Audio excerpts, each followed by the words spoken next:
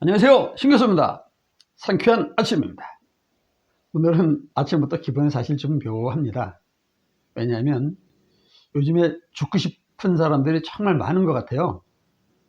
그래서 출근길에 이런저런 생각을 하다가 이렇게 죽고 싶은 분들이 많으니까 어떻게 하면 내가 잘 도와드릴 수 있을까? 어떻게 하면 잘 죽을 수 있는 방법을 알려드릴까? 그 얘기입니다. 농담인 거 잘 아시죠? 사실 제가 왜 이 얘기를 하냐면, 제가 유튜브를 시작한 지가 이제 한 3개월 정도 됐습니다. 그러다 보니까 뭐 이런저런 영상도 막 그냥 생각나는 대로 올렸고, 뭐 어떻게 보면 좀 함량미달의 동영상도 참 많죠. 제 얘기도 하고 뭐 책 쓴 얘기도 하고 뭐 이런저런 얘기를 막 했고, 그죠? 그러다가 가장 최근에 올린 동영상이, 유튜브 하는 사람들은 이걸 떡상이라고 하더만요. 보통 다른 동영상의 조회수보다 10배 이상의 조회수가 나왔어요. 그래서 저도 깜짝 놀랐습니다. 왜 그럴지. 그런데 그게 제목에 있었던 것 같아요. 그게 뭐였냐면, 비트쇼아님에게 40대 구독자가 죽고 싶은 심정을 이렇게 간절한 이메일을 보냈고, 그 이메일을 비트쇼아님이 저에게 보내서 도움을 요청했고, 제가 그분하고 메일을 주면서 또 만났고, 그리고 요즘 아침마다 시간 날 때마다 소통하고, 또 계속 멘토링을 해나가면서 그분을 재기시키려고 계속 노력하고 있는데, 그 내용이었어요. 근데 그 제목이 뭐였냐면, 비트쇼아 구독자 중 죽고 싶은 분만 보세요. 이거였거든요. 무거운 주제를 갖고 너무 가볍게 대해서 죄송하긴 한데, 실제로 좀 가볍게 얘기하고 싶어요, 오늘은. 그런데 두 가지 의미가 있었어요. 이렇게 조회수가 갑자기 많아지는 게 비트쇼아의 힘일까? 아니면 죽고 싶은 이라는 원색적인 표현 때문일까? 라고 생각하다 보니 아무래도 후자에 가까운 것 같더라고요. 즉, 그 말은 지금 죽고 싶은 분이 되게 많다는 거죠. 그렇지 않습니까? 그래서 제가 오늘은 구체적으로 잘 죽을 수 있는 그 방법을 여러분들과 공유하고자 합니다. 제가 자살 예방 교육을 한참 한 적이 있거든요. 그때 보면 다양한 방법으로 죽고 싶어 하는 사람들이 굉장히 많았습니다. 그리고 여러분들이 잘 아시다시피 우리나라가 OECD 국가 중에서 자살률 1위 아닙니까? 정말 다양한 사연이 많습니다. 그런데 요즘에는 파산, 그리고 투자 손실 이런 거, 경제적인 이유 때문에 자살하는 분들이 굉장히 많은 것 같아요. 그래서 자살을 잘 하기 위해서 기본적인 이론도 좀 아시고, 그리고 행동하셨으면 좋겠고, 또 제 경험도 간단히 공유할 그런 생각입니다. 자살이라는 구체적인 행동을 하기 위해서는 말을 자주 해야 되죠. 죽고 싶다, 죽고 싶다, 이런 말, 그렇죠? 말의 뒤에는 생각이라는 게 있습니다. 죽고 싶다는 생각을 해야 그게 말로 튀어나오죠. 이것도 역시 에너지입니다. 그러면 이 죽고 싶은 생각은 어디서 나오냐면 부정적인 의식에서 나오거든요. 의식 단계가 데이비드 호킨스 박사가 얘기한 그 17단계 중에서 슬픔, 무기력, 죄책감, 이럴 때 실제로 구체적인 죽고 싶다는 생각이 계속 나오게 되거든요. 그런데 이것만 갖고도 부족합니다. 죽으려면. 조금 어려운 얘기긴 한데, 생각이나 의식 같은 거는 에너지인데 이거는 파동 에너지입니다. 즉 형태가 보이지가 않죠. 반대로 입자 에너지라는 건 이렇게 펜처럼 구체적으로 중량감 있게 보이는 걸 얘기합니다. 그래서 정말 죽고 싶은 분은 잠재의식에 이 죽고 싶다는 생각을 입자화 시켜서 집어넣어야 돼요. 그게 무슨 소리냐면, 오늘부터 열심히 한번 해보세요. 죽고 싶다, 죽고 싶다, 죽고 싶다를 입에 달고 살아보세요. 계속. 그러다 보면 이 파동 에너지가 반복하다 보면 이게 입자화됩니다. 다시 말씀드리면 수증기가 물방울 되듯이. 그렇죠? 그래서 이게 점점 커지다 보면 의식 세계와 잠재의식 세계 그 사이에는 필터라는 게 있는데 이 위에 얹혀지게 되죠. 그래서 중량감이 없는 파동 에너지, 가끔 죽고 싶다는 의식 상태에서는 이걸 뚫지 못합니다. 그런데 죽고 싶다는 얘기를 계속 하다 보면 이게 입자화돼서 어느 정도 이제 중량감을 갖게 되죠. 그래서 일정한 시점에 일정한 무게를 갖게 되면 어느 순간 필터가 약해질 때 한번 폭 들어갑니다. 잠재의식으로. 이때 구체적으로 죽을 수 있는 자격을 갖추게 되는 겁니다. 그래서 잠재의식이 조정하고 의식이 같이 반응하고 그리고 죽고 싶다는 생각을 계속 갖고 말로 계속 죽고 싶다 할 때 실제로 구체적으로 죽는 행정이 이어지는 겁니다. 그러니까 좀 더 연습을 해서 잘 죽을 수 있게 그렇게 해야 되는 거 아니겠습니까? 이제 좀 아픈 기억이긴 하지만 제 경험을 좀 말씀드리도록 할게요.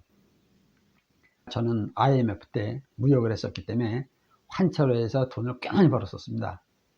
그러다 보니까 뭐 이제 흥청망청 공부도 안 된 상태에서 많이 썼고, 그러다 이제 시간이 지나다 보면 계속 잘 나가는 건 사실 없잖아요.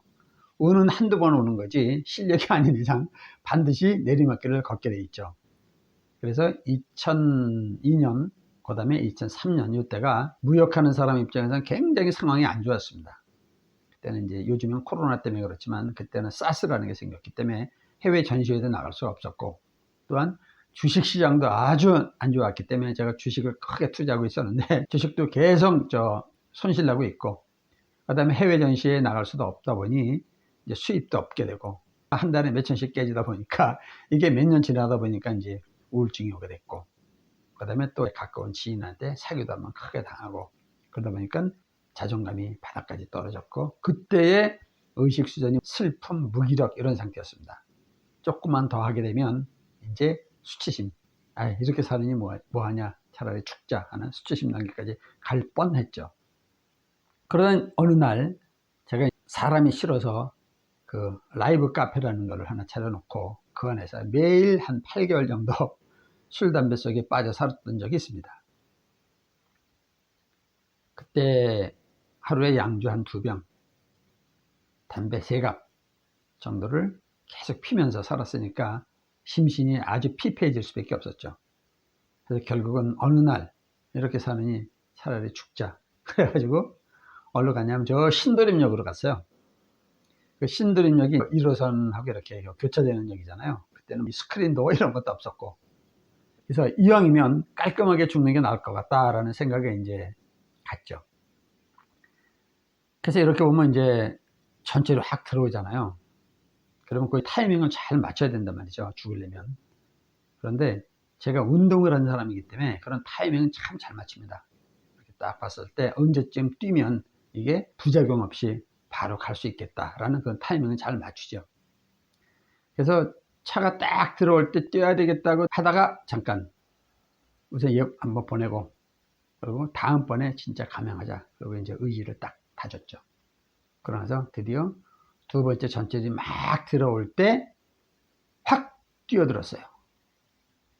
그런데 정말 지금도 그게 이제 미스터리인데 뒤에서 누가 이렇게 확 잡더라고요. 분명히 난 뛰었는데 뒤에서 누가 이렇게 딱 옷깃을 잡는 걸 느꼈어요. 그래서 이렇게 돌아봤는데 아무도 없는 거예요. 이게 뭐지? 뭐지? 그때는 몰랐어요, 이게 뭔지. 그게 바로 뭐냐면 잠재의식이라는 거였어요. 즉 죽겠다 뛰겠다 라는 거는 의식세계에서 하는 얘기잖아요. 그리고 행동도 역시 마찬가지란 말이에요. 그런데 잠재의식에 동의를 받지 않으면 실제로 안 됩니다. 안 죽어요. 못 죽어요. 그러니까 죽겠다 하고 행동하려고 그랬는데 잠재의식에서 뭐라고 그러냐면 웃기지 마, 네가 뭘 죽어. 나 죽고 싶지 않잖아. 살고 싶잖아. 다만 방법을 잘 몰라서 그렇지. 아니야? 맞더라. 전 그때 죽고 싶지 않았어요. 살고 싶었는데 어디 하소연할 데도 없고, 그리고 방법을 몰랐어요. 어떻게 살아야 될지. 그런데 참 묘하죠. 전체를 휙 지나고 나니까 이만한 포스터가 하나 보이더라고요. 그 포스터에 뭐라고 썼냐면 우울증, 스트레스, 뭐 발표 불안 어쩌고 저쩌고 해가지고 무슨 스피치 센터 전화번호가 다 있더라고요. 근데 그게 꼭 무슨 구세주 같은 느낌이 들더라고요. 그래서 거기에 전화를 하게 됐죠. 전화를 몇 번 하다 보니까 이제 누가 받더라고요. 어떻게 보면 이제 생명의 은인이죠. 그분이 전화 받았어요. 이제 제가 제 상태를 얘기를 했죠. 여차저차 이렇습니다. 빨리 오래요. 고칠 수 있다. 빨리 갔죠. 그랬더니 스피치를 하면 고칠 수 있다는 거예요. 그래요? 평생이면 뭐 하나 되면 200만 원, 300만 원이라고. 알았다. 얼른 카드 주고 이제 결제했죠. 그러고 나서 스피치를 한 2달? 정말 열심히 했습니다. 하루에 막 7, 8시간씩. 나는 할 수 있다. 난 얘기할 수 있다. 나는 용감한 사람이다. 뭐 이런 거 있잖아요.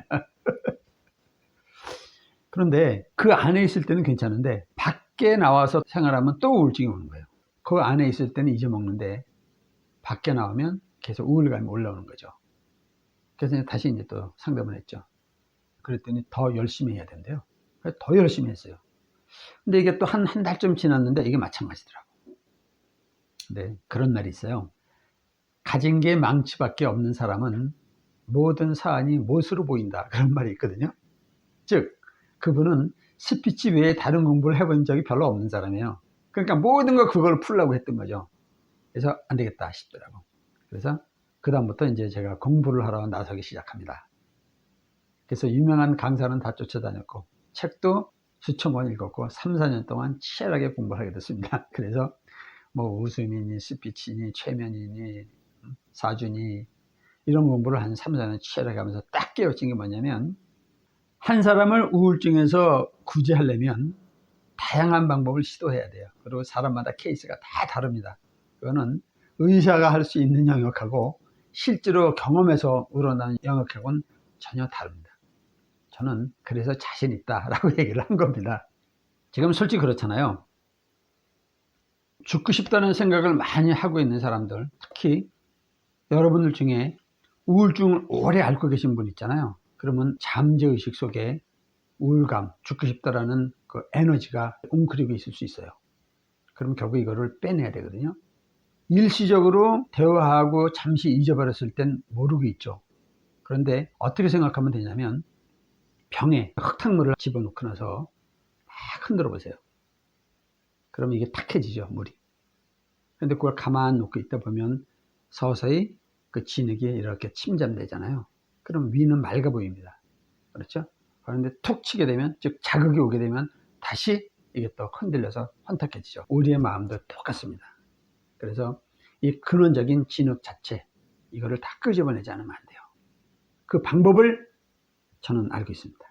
그래서 혹시라도 제 영상을 처음 보시는 분들 중에서 죽고 싶다는 생각을 갖고 계신 분 있으시면 제가 도움을 드리겠습니다. 제가 잘 돌아가실 수 있게 도와드리겠습니다. 왜냐? 저는 자신 있어요. 여러분이 어떤 경우든 저는 잘 도와드릴 자신이 있습니다. 그래서 제 연락처를 오늘 영상에 남겨놓도록 하겠습니다. 저한테 용기를 내서 연락을 주시면 기꺼이 제가 힘이 돼서 도와드리도록 하겠습니다. 여러분은 죽고 싶은 게 아니라 살고 싶은 겁니다. 마지막으로 오늘 마음에 와닿는 글이 있어서 이 글을 여러분과 공유하면서 마무리하도록 하겠습니다. 죽음과 삶은 혀의 힘 안에 있다. 솔로몬. 다시 한번 읽어드릴까요? 죽음과 삶은 혀의 힘 안에 있다. 솔로몬. 혀, 즉 말의 힘, 굉장히 무섭습니다. 그래서 제가 자주 하는 말이지만 말은 내 입 안에 있을 때 내가 지배하지만 일단 말이 입 밖으로 나가면 말이 나를 지배합니다. 오늘부터 절대로 죽고 싶다 라는 말은 하지 말고 나는 살고 싶다, 반드시 살 거다, 반드시 성공할 거다, 이런 말을 입에 달고 살도록 합시다. 그래서 오늘도 우리 모두 멋지게 재기하는 행복한 상상과 절대 긍정 마인드로 활기차게 출발하겠습니다. 오케이? 우리 모두 파이팅! 감사합니다.